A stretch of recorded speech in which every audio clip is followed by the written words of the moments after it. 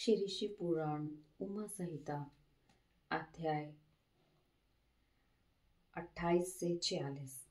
भगवती उमा के कालिका अवतार की कथा।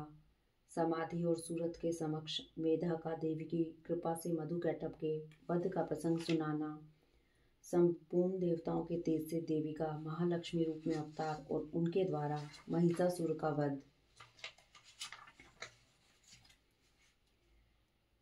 इसके अनंतर छाया पुरुष, सर्ग, कश्यप वंश, मनवंतर, मनुवंश, सत्यव्रत आदि वंश, पितृकल्प तथा व्यास उत्पत्ति आदि का वर्णन सुनने के पश्चात मुनियों ने सूत जी से कहा, ब्रह्मवेताओं में श्रेष्ठ सूत जी, हमने आपके मुख से भगवान शिव की अनेक इतिहासों से युक्त रमणीय कथा सुनी, जो उनके नाना अवतारों से संबंध रखती हैं तथा मनुष्यों को भोग और मोक्ष प्रदान करने वाली हैं। अब हम आपसे जगत जननी भगवती उमा का मनोहर चरित्र सुनना चाहते हैं। पर ब्रह्म परमात्मा महेश्वर की जो आधा सनातनी शक्ति है, वे उमा नाम से विख्यात हैं। वे ही त्रिलोकी को उत्पन्न करने वाली पराशक्ति हैं। महामते, दक्ष कन्या सती और हिमवान की पुत्री पार्वती, ये उमा के दो अवतार हमने सुने। सूजी, अब उनके दूसरे अवतारों का वर्णन कीजिए। लक्ष्मी जननी जगदम्बा उमा के गुणों को सुनने से कौन बुद्धिमान पुरुष विरत हो सकता है। ज्ञानी पुरुष भी कभी उनके श्रवण कथा के शुभ अवसर को नहीं छोड़ते।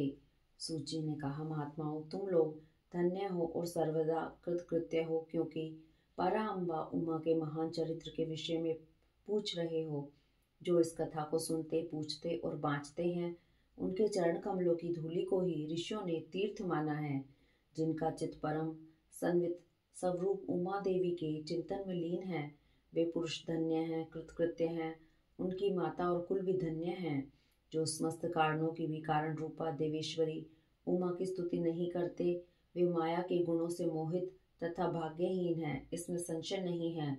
जो करुणा रस की सिंधु स्वरूपा महादेवी का भजन नहीं करते, वे संसार रूपी घोर अंधकूप में पड़ते हैं। जो देवी उमा को छोड़कर दूसरे देवी देवताओं की शरण लेता है, वह मानो गंगा जी को छोड़कर प्यास बुझाने के लिए मरुस्थल के जलाशय के पास जाता है।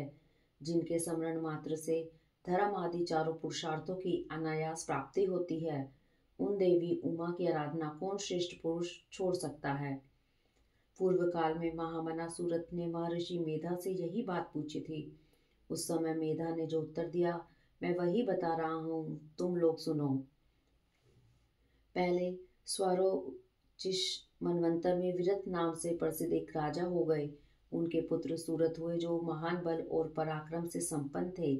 वे दान निपुण, सत्यवादी, सब धर्म कुशल, विद्वान, देवी भक्त, दया सागर तथा प्रजाजनों का भली भांति पालन करने वाले थे। इंद्र के समान तेजस्वी राजा सूरत के पृथ्वी पर शासन करते समय 9 ऐसे राजा हुए, जो उनके हाथ से भूमंडल का राज्य छीन लेने के प्रयत्न में लगे थे। उन्होंने भोपाल सूरत की राजधानी कोल्हापुरी को चारों ओर से घेर लिया। उनके साथ राजा का बड़ा भयानक युद्ध हुआ।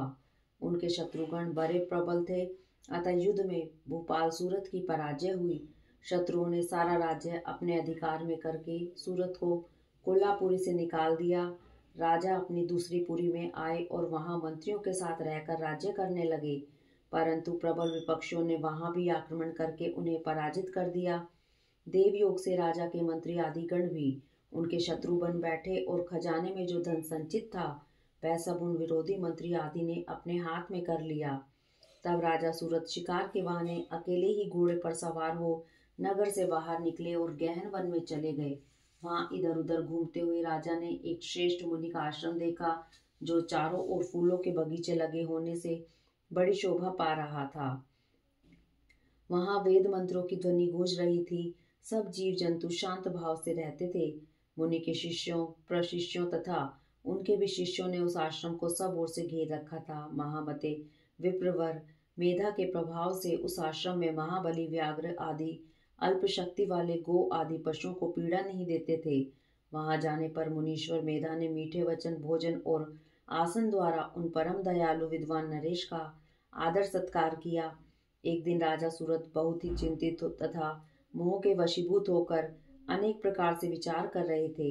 इतने में ही वहां एक वेश्य आ पहुंचा। राजा ने उससे पूछा, भैया तुम कौन हो और किस लिए यहाँ आए हो? क्या कारण है कि दुखी दिखाई दे रहे हो, यह मुझे बताओ। राजा के मुख से यह मधुर वचन सुनकर वेश्य प्रवर समाधि ने दोनों नेत्रों से आंसू बहाते हुए प्रेम और नम्रतापूर्ण वाणी में इस प्रकार उत्तर दिया। वैश्य बोला, राजन, मैं वेश्य हूँ, मेरा नाम समाधि है। मैं धनी के कुल में उत्पन्न हुआ हूँ, परंतु मेरे पुत्रों और स्त्री आदि ने धन के लोभ से मुझे घर से निकाल दिया है। अतः अपने प्रारब्ध कर्म से दुखी हो मैं वन में चला आया हूँ। करुणा सागर प्रभु, यहाँ आकर मैं पुत्रों, पौत्रों, पत्नी, भाई, भतीजे तथा अन्य सुहृदों का कुशल समाचार नहीं जान पाता। राजा बोले, जिन दुराचारी तथा धन के लोभी पुत्र आदि ने तुम्हें निकाल दिया है, उन्हीं के प्रति मूर्ख जीव की भांति तुम प्रेम क्यों करते हो? वैश्य ने कहा, राजन, आपने उत्तम बात कही है। आपकी वाणी सार गर्भित है, तथापि स्नेह पाश से बंधा हुआ मेरा मन अत्यंत मोह को प्राप्त हो रहा है। इस तरह मोह से व्याकुल हुए तथा वेश्य और राजा दोनों मुनिवर मेधा के पास गए। वेश्य सहित राजा ने हाथ जोड़कर मुनि को प्रणाम किया और इस प्रकार कहा, भगवान, आप हम दोनों के मोह पाश को काट दीजिए। मुझे राजलक्ष्मी ने छोड़ दिया और मैंने गहन वन की शरण ली, तथापि राजा छिन जाने के कारण मुझे संतोष नहीं है। और यह वेश्य है जिसे स्त्री आदि सब जनों ने घर से निकाल दिया है, तथापि उनकी ओर से इसकी ममता दूर नहीं हो रही है। इसका क्या कारण है, बताइए। समझदार होने पर भी हम दोनों का मन मोह से व्याकुल हो गया। यह तो बड़ी भारी मूर्खता है। ऋषि बोले, राजन, सनातन शक्ति स्वरूपा जगदम्बा महामाया कही गई है। वे ही सबके मन को खींचकर मोह में डाल देती हैं। प्रभु, उनकी माया से मोहित होने के कारण ब्रह्मा आदि समस्त देवता भी परम तत्व को नहीं जान पाते। फिर मनुष्य की तो बात ही क्या है। वे परमेश्वरी, रज, सत्व और तम, इन तीनों गुणों का आश्रय ले समय अनुसार संपूर्ण विश्व की सृष्टि, पालन और संहार करती हैं। नृपश्रेष्ठ, जिनके ऊपर वे इच्छानुसार रूप धारण करने वाली वरदायिनी जगदम्बा प्रसन्न होती हैं, वही मोह के घेरे को लांघ पाता है। राजा ने पूछा, मुने, जो सबको मोहित करती है वे देवी महामाया कौन है और किस प्रकार उनका प्रादुर्भाव हुआ है, यह कृपा करके मुझे बताइए। ऋषि बोले, जब सारा जगत एकार्णव के जल में निमग्न था और योगेश्वर भगवान केशव शेष की शैया बिछाकर योग निद्रा का आश्रय ले शयन कर रहे थे, उन्हीं दिनों भगवान विष्णु के कानों के मल से दो असुर उत्पन्न हुए, जो भूतल पर मधु और कैटभ के नाम से विख्यात हैं। वे दोनों विशालकाय घोर असुर प्रलय काल के सूर्य की भांति तेजस्वी थे। उनके जबड़े बहुत बड़े थे। उनके मुख दाढ़ों के कारण ऐसे विकराल दिखाई देते थे मानो वे संपूर्ण जगत को खा जाने के लिए उद्यत हों। इन दोनों ने भगवान विष्णु की नाभि से प्रकट हुए कमल के ऊपर विराजमान ब्रह्मा को देखकर पूछा, अरे तू कौन है? ऐसा कहते हुए वे उन्हें मार डालने के लिए उद्यत हो गए। ब्रह्मा जी ने देखा ये दोनों दैत्य आक्रमण करना चाहते हैं और भगवान जनार्दन समुद्र के जल में सो रहे हैं। तब उन्होंने परमेश्वरी का स्तवन किया और उनसे प्रार्थना की, अंबिके, तुम इन दोनों दुर्जय राक्षसों को मोहित करो और अजन्मा भगवान नारायण को जगा दो।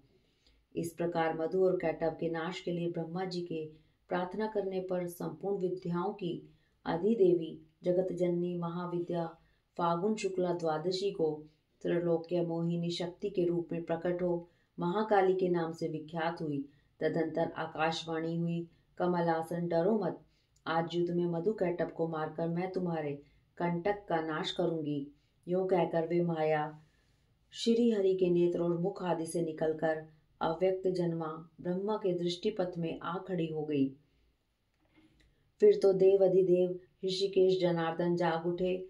उन्होंने अपने सामने दोनों दैत्य मधु और कैटभ को देखा। उन दैत्यों के साथ अतुल तेजस्वी विष्णु का 5000 वर्षों तक बाहुयुद्ध हुआ।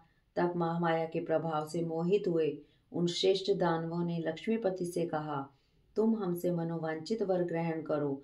नारायण बोले, यदि तुम लोग प्रसन्न हो तो मेरे हाथ से मारे जाओ, यही मेरा वर है, इसे दो। मैं तुम दोनों से दूसरा वर नहीं मांगता। ऋषि कहते हैं, उन असुरों ने देखा कि सारी पृथ्वी एकार्णव के जल में डूबी हुई है। तब वे केशव से बोले, हम दोनों को ऐसी जगह मारो जहाँ जल से भीगी हुई धरती ना हो। बहुत अच्छा कहकर भगवान विष्णु ने अपना परम तेजस्वी चक्र उठाया और अपनी जांघ पर उनके मस्तक रखकर काट डाला।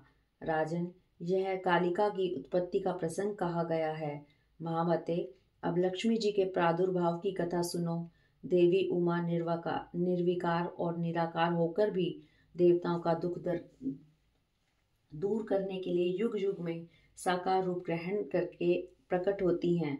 उनका शरीर ग्रहण उनकी इच्छा का वैभव कहा गया है।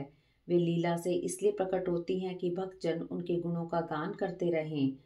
रंभ नाम से प्रसिद्ध एक असुर था जो दैत्य वंश का शिरोमणि माना जाता था। उससे महातेजस्वी महिष नामक दानव का जन्म हुआ था। दानवराज महिष समस्त देवताओं को युद्ध में पराजित करके देवराज इंद्र के सिंहासन पर जा बैठा और स्वर्ग लोक में रहकर त्रिलोकी का राज्य करने लगा। तब पराजित हुए देवता ब्रह्मा जी की शरण में गए। ब्रह्मा जी भी उन सबको साथ ले उस स्थान पर गए जहाँ भगवान शिव और विष्णु विराजमान थे। वहां पहुंचकर सब देवताओं ने शिव और केशव को नमस्कार किया और अपना सब वृतांत यथार्थ रूप से ब्यौरेवार कह सुनाया। वे बोले, भगवान, दुरात्मा महिषासुर ने हम सबको सम्रांगण में जीतकर स्वर्ग लोक से निकाल दिया है, इसलिए हम इस मृत्यु लोक में भटक रहे हैं और कहीं भी हमें शांति नहीं मिल रही है। उस असुर ने इंद्र आदि देवताओं की कौन कौन सी दुर्दशा नहीं की है। सूर्य, चंद्रमा, वरुण, कुबेर, यम, इंद्र, अग्नि, वायु, गंधर्व, विद्याधर और चारण, इन सबके तथा अन्य लोगों के भी जो कर्तव्य कर्म है, उन सबको वह पापात्मा असुर स्वयं ही करता है। उसने दैत्य पक्ष को अभयदान कर दिया है, इसलिए हम सब देवता आपकी शरण में आए हैं। आप दोनों हमारी रक्षा करें और उस असुर के वध का उपाय शीघ्र ही सोचें, क्योंकि आप दोनों ऐसा करने में समर्थ हैं। देवताओं की यह बात सुनकर भगवान शिव और विष्णु ने अत्यंत क्रोध किया। रोष के मारे उनके नेत्र घूमने लगे। तब अत्यंत क्रोध से भरे हुए भगवान शिव और विष्णु के मुख से तथा अन्य देवताओं के शरीर से तेज प्रकट हुआ। तेज का वह महान पुंज अत्यंत प्रज्वलित हो दसों दिशाओं में प्रकाशित हो उठा। दुर्गा जी के ध्यान में लगे हुए सब देवताओं ने उस तेज को प्रत्यक्ष देखा। संपूर्ण देवताओं के शरीर में से निकला हुआ वह अत्यंत भीषण तेज एकत्रित हो एक नारी के रूप में परिणत हो गया। वह नारी साक्षात महिषमर्दनी देवी थी। उनका प्रकाशमान मुख भगवान शिव के तेज से प्रकट हुआ था। भुजाएं विष्णु के तेज से उत्पन्न हुई थी। केश यमराज के तेज से आविर्भूत हुए थे। उनके दोनों स्तन चंद्रमा के तेज से प्रकट हुए थे। कटिभाग इंद्र के तेज से तथा जंघा और उरु वरुण के तेज से पैदा हुए थे। पृथ्वी के तेज से नितंब का और ब्रह्मा जी के तेज से दोनों चरणों का आविर्भाव हुआ था। पैरों की उंगलियां सूर्य के तेज से और हाथ की उंगलियां वसुओं के तेज से उत्पन्न हुई थी। नासिका कुबेर के, दांत प्रजापति के, तीनों नेत्र अग्नि के, दोनों भौहें साध्यगण के, दोनों कान वायु के तथा अन्य देवताओं के तेज से प्रकट हुए थे। इस प्रकार देवताओं के तेज से प्रकट हुई कमलाल्या लक्ष्मी ही वह परमेश्वरी थी। संपूर्ण देवताओं की तेज राशि से प्रकट हुई उन देवी को देखकर सब देवताओं को बड़ा हर्ष प्राप्त हुआ, परंतु उनके पास कोई अस्त्र नहीं था। यह देख ब्रह्मा आदि देवेश्वरों ने शिवा देवी को अस्त्र शस्त्र से संपन्न करने का विचार किया। तब महेश्वर ने महेश्वरी को शूल समर्पित किया। भगवान विष्णु ने चक्र, वरुण ने पाश, अग्निदेव ने शक्ति, वायु देवता ने धनुष तथा बाणों से भरे 2 तरकश और शचीपति इंद्र ने व्रज एवं घंटा प्रदान किए। यमराज ने कालदंड, प्रजापति ने अक्षमाला, ब्रह्मा ने कमंडल एवं सूर्य देव ने समस्त रोमकूपों में अपनी किरणें अर्पित की। काल ने उन्हें चमकती हुई ढाल और तलवार दी। क्षीरसागर ने सुंदर हार तथा कभी पुराने न होने वाले 2 दिव्य वस्त्र भेंट किए। साथ ही उन्होंने दिव्य चूड़ामणि, 2 कुंडल, बहुत से कड़े, अर्धचंद्र, कैयूर, मनोहर नुपुर, गले की हसली और सब अंगुलियों में पहनने के लिए रत्नों की बनी अंगूठियां भी दी। विश्वकर्मा ने उन्हें मनोहर फरसा भेंट किया। साथ ही अनेक प्रकार के अस्त्र और अभेद कवच दिए। समुद्र ने सदा सुरम्य एवं सरस रहने वाली माला दी और एक कमल का फूल भेंट किया। हिमवान ने सवारी के लिए सिंह तथा आभूषण के लिए नाना प्रकार के रत्न दिए। कुबेर ने उन्हें मधु से भरा पात्र अर्पित किया तथा सर्पों के नेता शेष नाग ने विचित्र रचना कौशल से सुशोभित एक नागहार भेंट किया, जिसमें नाना प्रकार की सुंदर मणियां गुथी हुई थी। इन सब ने तथा दूसरे देवताओं ने भी आभूषण और अस्त्र शस्त्र देकर देवी का सम्मान किया। तत्पश्चात उन्होंने बारंबार अट्टहास करके उस स्वर से गर्जना की। उनके उस भयंकर नाद से संपूर्ण आकाश गूंज उठा। उससे बड़े जोर की प्रतिध्वनि हुई, जिससे तीनों लोकों में हलचल मच गई। चारों समुद्रों ने अपनी मर्यादा छोड़ दी, पृथ्वी डोलने लगी। उस समय महिषासुर से पीड़ित हुए देवताओं ने देवी की जय जयकार की। तदंतर सब देवताओं ने उन महालक्ष्मी स्वरूपा पराशक्ति जगदम्बा का भक्ति गदगद वाणी द्वारा स्तवन किया। संपूर्ण त्रिलोकी को शोभग्रस्त देखकर देव वैरी दैत्य अपनी समस्त सेना को कवच आदि से सुसज्जित कर हाथों में तलवार ले सहसा उठ खड़े हुए। रोष से भरा हुआ महिषासुर भी उस शब्द की ओर लक्ष्य करके दौड़ा और आगे पहुंचकर उसने देवी को देखा, जो अपनी प्रभा से तीनों लोगों को प्रकाशित कर रही थी। उस समय महिषासुर के द्वारा पालित करोड़ों शस्त्रधारी महावीर वहां आ पहुंचे। चिक्षुर, चामर, उग्रग्र, कराल, उद्दत, वाष्कल, ताम्र, उग्रास्य, उग्रवीर्य, विडाल, अंधक, दुर्धर, दुर्मुख, त्रिनेत्र और महाहनु, ये तथा अन्य बहुत से युद्ध कुशल शूरवीर सम्रांगण में देवी के साथ युद्ध करने लगे। वे सब के सब अस्त्र शस्त्रों की विद्या में पारंगत थे। इस प्रकार देवी और दैत्यगण दोनों परस्पर जूझने लगे। उनका वह भीषण समय मार काट में ही बीतने लगा। इस तरह भयानक युद्ध होने के बाद महिषासुर देवी के साथ माया युद्ध करने लगा। तब देवी ने कहा, रे मूढ़, तेरी बुद्धि मारी गई है, तू व्यर्थ हठ क्यों करता है? तीनों लोकों में कोई भी असुर युद्ध में मेरे सामने टिक नहीं सकते। यूं कहकर सर्व कलामयी देवी कूद कर महिषासुर पर चढ़ गई और अपने पैर से उसे दबाकर उन्होंने भयंकर शूल से उसके कंठ में आघात किया। उसके पैर से दबा होने पर भी महिषासुर अपने मुख से दूसरे रूप में बाहर निकलने लगा। अभी आधे शरीर में ही वह बाहर निकलने पाया था कि देवी ने अपने प्रभाव से उसे रोक दिया। आधा निकला होने पर भी वह महाअधम दैत्य देवी के साथ युद्ध करने लगा। तब देवी ने बहुत बड़ी तलवार ले उसका सिर काटकर उस असुर को धराशायी कर दिया। फिर तो उसके सैनिक गण हाय हाय करके नीचे मुख किए भयभीत हो रणभूमि में भागने लगे और त्राही त्राही की पुकार करने लगे। उस समय इंद्र आदि सब देवताओं ने देवी की स्तुति की, गंधर्व गीत गाने लगे, अप्सराएं नृत्य करने लगी। इस प्रकार मैंने तुमसे देवी के महालक्ष्मी अवतार की कथा कही है। अब तुम सुस्थिर चित्त से सरस्वती के प्रादुर्भाव का वर्णन सुनो। पूर्व काल में शुंभ और निशुंभ नाम के दो प्रतापी दैत्य थे, जो आपस में भाई भाई थे।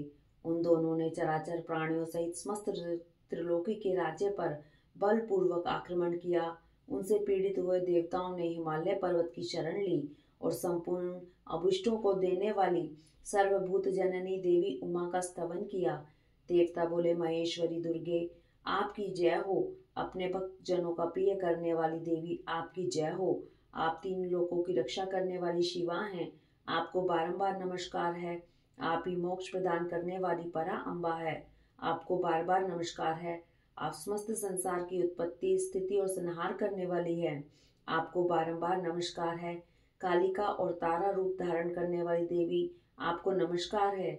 छिन्नमस्ता आपका ही स्वरूप है, आप ही श्री विद्या हैं, आपको नमस्कार है। भुवनेश्वरी, आपको नमस्कार है। भैरव रूपिणी, आपको नमस्कार है। आप ही बगलामुखी और धूमावती हैं, आपको बारंबार नमस्कार है। आप ही त्रिपुर सुंदरी और मातंगी हैं, आपको बारंबार नमस्कार है। अजिता, विजया, जया, मंगला और विलासिनी, ये सभी आपके ही विभिन्न रूपों की संज्ञाएं हैं। इन सभी रूपों में आपको नमस्कार है। दोग्रधी माता अथवा कामधेनु रूप में आपको नमस्कार है। गौर आकार धारण करने वाली, आपको नमस्कार है। अपराजिता रूप में आपको प्रणाम है।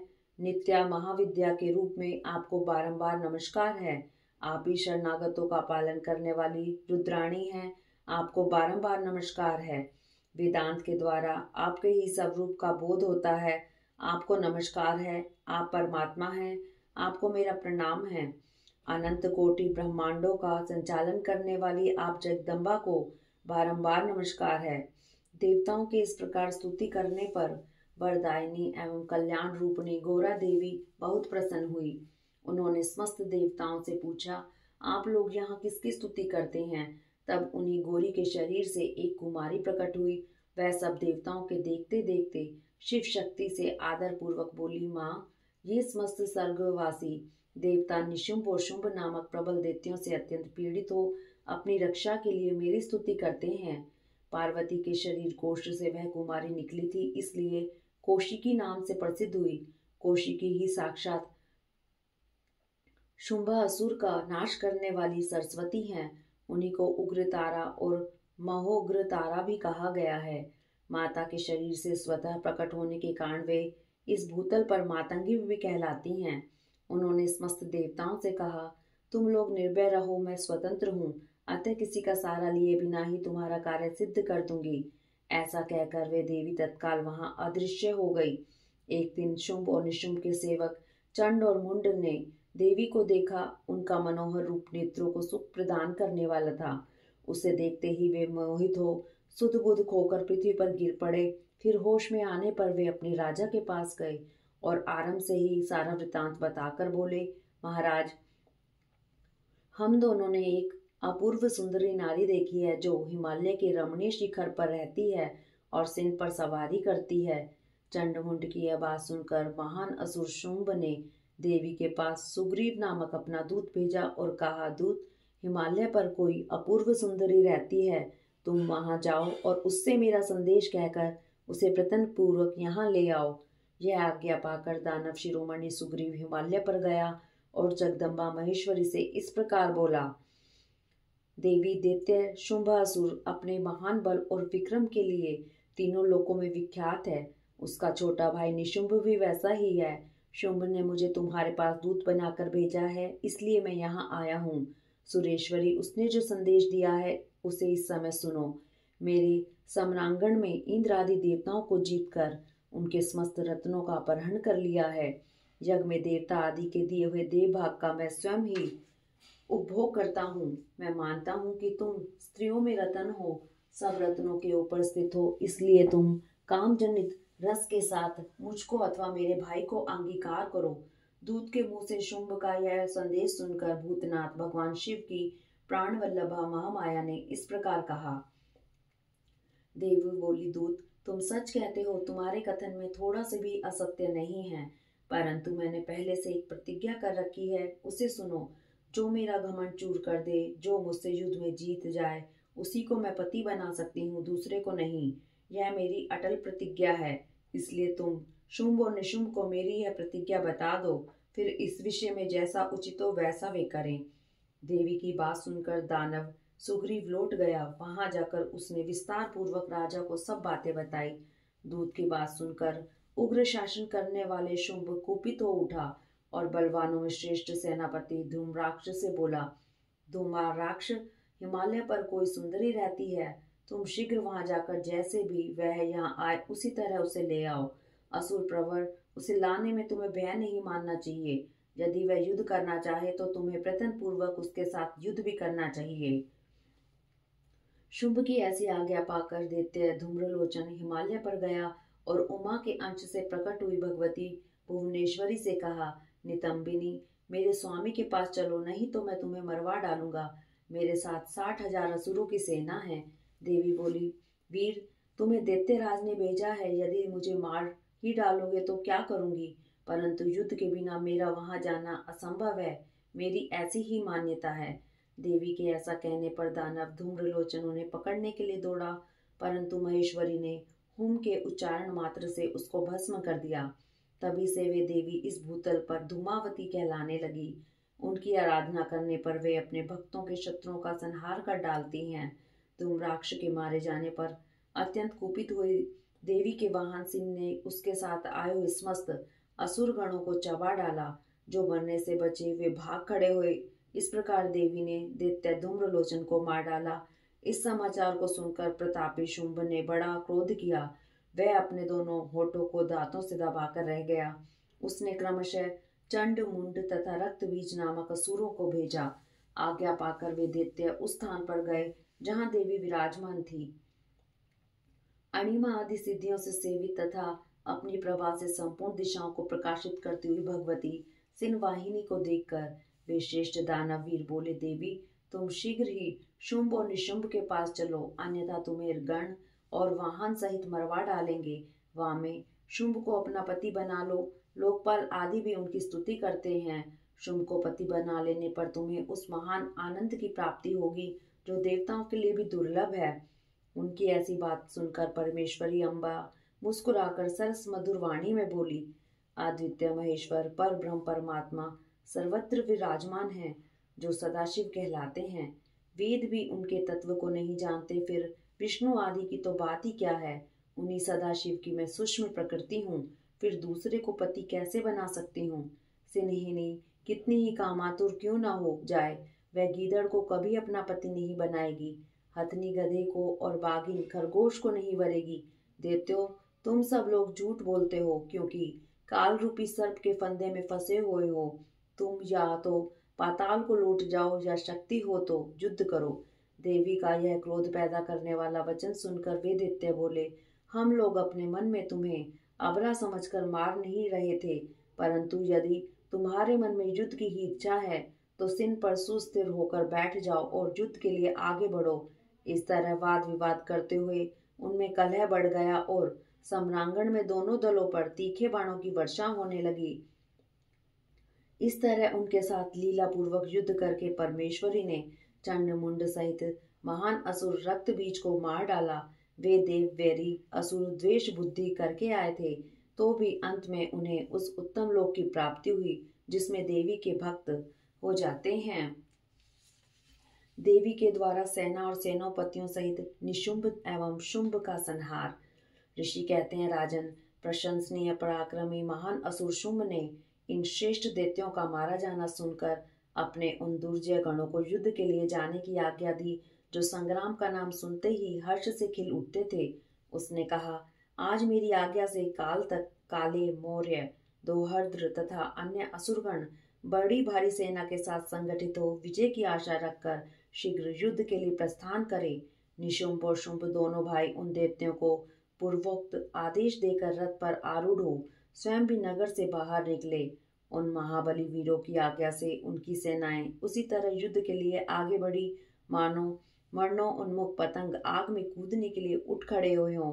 उस समय असुर राज ने युद्ध स्थल में मृदंग, मर्दल, भैरी, डिमडिम, झांझ, ढोल आदि बाजे बजवाए। उन जुझाऊ बाजों की आवाज सुनकर युद्ध प्रेमी वीर हर्ष एवं उत्साह से भर गए, परंतु जिन्हें अपने प्राण ही अधिक प्यारे थे वे उस रणभूमि से भाग चले। युद्ध संबंधी वस्त्रों तथा कवच आदि से आच्छादित अंग वाले वे योद्धा विजय की अभिलाषा से अस्त्र शस्त्र धारण किए युद्ध स्थल में आ पहुंचे। कितने ही सैनिक हाथियों पर सवार थे, बहुत से दैत्य घोड़ों की पीठ पर बैठे थे और अन्य असुर रथों पर चढ़कर जा रहे थे। उस समय उन्हें अपने पराये की पहचान नहीं होती थी। उन्होंने असुर राज के साथ सम्रांगण में पहुंचकर सब ओर से युद्ध आरंभ कर दिया। बारंबार तोप की आवाज होने लगी, जिसे सुनकर देवता कांप उठे। धूल और धुएं से आकाश में महान अंधकार छा गया। सूर्य का रथ नहीं दिखाई देता था। अत्यंत अभिमानी करोड़ों पैदल योद्धा विजय की अभिलाषा लिए युद्ध स्थल में आकर डट गए थे। घुड़सवार, हाथी सवार तथा अन्य रथ आरूढ़ असुर भी बड़ी प्रसन्नता के साथ करोड़ों की संख्या में वहां आए थे। उस महासमर में काले पर्वत के समान विशाल मदमत गजराज जोर जोर से चिंगाड़ रहे थे। छोटे छोटे शैल शिखरों के समान ऊंट भी अपने गले से गलगल ध्वनि का विस्तार करने लगे। अच्छी भूमि में उत्पन्न हुए घोड़े गले में विशाल कंठहार धारण किए जोर जोर से हिन हिना रहे थे। वे अनेक प्रकार की चालें जानते थे और हाथियों के मस्तक पर पैर रखते हुए आकाश मार्ग से पक्षियों की भांति उड़ जाते थे। शत्रु की ऐसी सेना को आक्रमण करती देख जगदम्बा ने अपने धनुष पर प्रत्यंचा चढ़ाई, साथ ही शत्रुओं को हतोत्साह करने वाले घंटे को भी बजाया। यह देख सिंह भी अपनी गर्दन और मस्तक के केशों को कंपाता हुआ जोर जोर से गर्जना करने लगा। उस समय हिमालय पर्वत पर खड़ी हुई रमणीय आभूषणों और अस्त्रों से सुशोभित शिवा देवी की ओर देखकर निशुंभ विलासिनी रमणियों के मनोभाव को समझने में निपुण पुरुष की भांति सरसवाणी में बोला, महेश्वरी, तुम जैसी सुंदरियों के रमणीय शरीर पर मालती के फूल का एक दल भी डाल दिया जाए तो वह व्यथा उत्पन्न कर देता है। ऐसे मनोहर शरीर से तुम विकराल युद्ध का विस्तार कैसे कर रही हो? यह बात कहकर वह महान असुर चुप हो गया। तब चंडिका देवी ने कहा, मूढ़ असुर, व्यर्थ की बातें क्यों बकता है? युद्ध कर, अन्यथा पाताल को चला जा। यह सुनकर वह महारथी वीर अत्यंत रुष्ट हो समर भूमि में बाणों की अद्भुत वृष्टि करने लगा, मानो बादल जल की धारा बरसा रहे हों।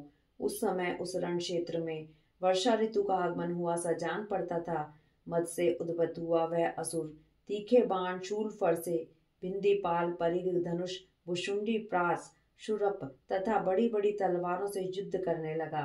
काले पर्वतों के समान बड़े बड़े गजराज कुंभ स्थल विदर्ण हो जाने के कारण सम्रांगण में चक्कर काटने लगे। उनकी पीठ पर फहराती हुई शुंभ निशुंभ की पताकाएं, जो उड़ती हुई बालाकाओं की पंक्तियों के समान श्वेत दिखाई देती थी, अपने स्थान से खंडित होकर नीचे गिरने लगी। शत विशत शरीर वाले दैत्य पृथ्वी पर गिरकर मछलियों के समान तड़प रहे थे। गर्दन कट जाने के कारण घोड़ों के समूह बड़े भयंकर दिखाई देते थे। कालिका ने कितने ही दैत्यों को मौत के घाट उतार दिया तथा देवी के वाहन सिंह ने अन्य बहुत से असुरों को अपना आहार बना लिया। उस समय दैत्यों के मारे जाने से उस रणभूमि में रक्त की धारा बहाने वाली कितनी ही नदियां बह चली। सैनिकों के केश पानी में सेवार की भांति दिखाई देते थे और उनकी चादरें सफेद फेन का भ्रम उत्पन्न करती थी। इस तरह घोर युद्ध होने तथा राक्षसों का महान संहार हो जाने के पश्चात देवी अंबिका ने विष में बुझे हुए तीखे बाणों द्वारा निशुंभ को मारकर धराशायी कर दिया।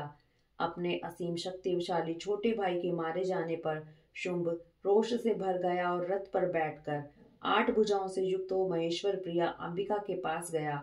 उसने जोर जोर से शंख बजाया और शत्रुओं का दमन करने वाले धनुष की दुस्सह टंकार ध्वनि की तथा देवी का सिंह भी अपने आयालों को हिलाता हुआ दहाड़ने लगा। इस प्रकार 3 प्रकार की ध्वनियों से आकाश मंडल गूंज उठा। तदंतर जगदम्बा ने अट्टहास किया, जिससे समस्त असुर संत्रस्त हो उठे। जब देवी ने शुंभ से कहा कि तुम युद्ध में स्थिरता पूर्वक खड़े रहो, तब देवता बोल उठे, जय हो जगदम्बिका की। इस समय दैत्यराज शुंभ ने बड़ी भारी शक्ति छोड़ी, जिसकी शिखा से आग की ज्वाला निकल रही थी, परंतु देवी ने एक उल्का के द्वारा उसे मार गिराया। शुंभ के चलाए हुए बाणों के देवी ने और देवी के चलाए हुए बाणों के शुंभ ने सहस्त्रों टुकड़े कर दिए। तत्पश्चात चंडिका ने त्रिशूल उठाकर उस महान असुर पर आघात किया। त्रिशूल की चोट से मूर्छित हो वह इंद्र के द्वारा पंख काट दिए जाने पर गिरने वाले पर्वत की भांति आकाश, पृथ्वी तथा समुद्र को कंपित करता हुआ पृथ्वी पर गिर पड़ा। तदंतर शूल के आघात से होने वाली व्यथा को सहकर उस महाबली असुर ने 10,000 बाहें धारण कर ली और देवताओं का भी नाश करने में समर्थ चक्रों द्वारा सिंह सहित महेश्वरी शिवा पर आघात करना आरंभ किया। उसके चलाए हुए चक्रों को खेल खेल में ही विदीर्ण करके देवी ने त्रिशूल उठाया और उस असुर पर घातक प्रहार किया। शिवा के लोक पावन पाणी पंकज से मृत्यु को प्राप्त होकर वे दोनों असुर परम पद के भागी हुए। उस महापराक्रमी निशुंभ और भयानक बलशाली शुंभ के मारे जाने पर समस्त दैत्य पाताल में घुस गए। अन्य बहुत से असुरों को काली और सिंह आदि ने खा लिया तथा शेष दैत्य भय से व्याकुल हो 10 दिशाओं में भाग गए। नदियों का जल स्वच्छ हो गया, वे ठीक मार्ग से बहने लगी। मंद मंद वायु बहने लगी, जिसका स्पर्श सुखद प्रतीत होता था। आकाश निर्मल हो गया। देवताओं और ब्रह्म ऋषियों ने फिर यज्ञ याग आदि आरंभ कर दिए। इंद्र आदि सब देवता सुखी हो गए। प्रभु दैत्यराज के वध प्रसंग से युक्त इस परम पवित्र उमा चरित्र का जो श्रद्धा पूर्वक बारंबार श्रवण या पाठ करता है, वह इस लोक में देव दुर्लभ भोगों को उपभोग करके परलोक में महामाया के प्रसाद से उमा धाम को जाता है। राजन, इस प्रकार शुंभ असुर का संहार करने वाली दैत्य देवी सरस्वती के चरित्र का वर्णन किया गया, जो साक्षात उमा के अंश से प्रकट हुई थी। इति श्री अध्याय 48। हरिओम तत्सत।